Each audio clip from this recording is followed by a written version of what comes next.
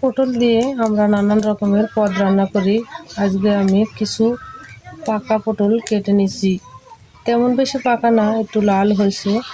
পটলগুলো আমি কেটে সাইড থেকে কেসে নিছি যাতে ভিতরে মশলাগুলো ভালোভাবে যায়। সামান্য লবণ দিয়ে দিলাম, কাঁচামরিচ বাটা দিয়ে দিলাম, আদা রসুন জিরে আর লবঙ্গ গোলমরিচ বাটা 1 চা চামচ পরিমাণে দিয়ে দিলাম, সামান্য হলুদ গুঁড়া দিয়ে দিলাম। মশলাগুলো হাতের সাহায্যে ভালোভাবে মাখানো হবে। আসসালামু আলাইকুম। মশলা মাখানো হয়ে গেল, চুলার উপরে একটা লোহার তাওয়া বসাই দিলাম। তাওয়াতে আমি কিছু তেল আর পেঁয়াজ দিয়ে দিলাম ভাজার জন্য। পেঁয়াজ আমি বেশি লাল করে ভাজবো না, এবার আমি উঠাই নেব। একটি তেলে আমি 3টা শুকনো মরিচ ভাজতে দিয়ে দিলাম, পটলগুলো দিয়ে দেবো কাঁচা কুচি।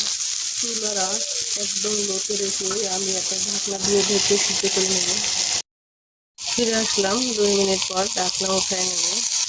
এবার পটলগুলো উঠিয়ে দেবো।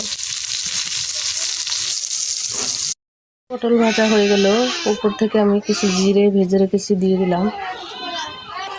এবার ভেজে রাখা পেঁয়াজগুলো দিয়ে দিলাম, সাথে ভাজা শুকনো মরিচগুলো দিয়ে দিলাম। এইভাবে যদি পটল আমরা রান্না করার চাইতে ভেজে খাই তাহলে ভীষণ মজা হবে।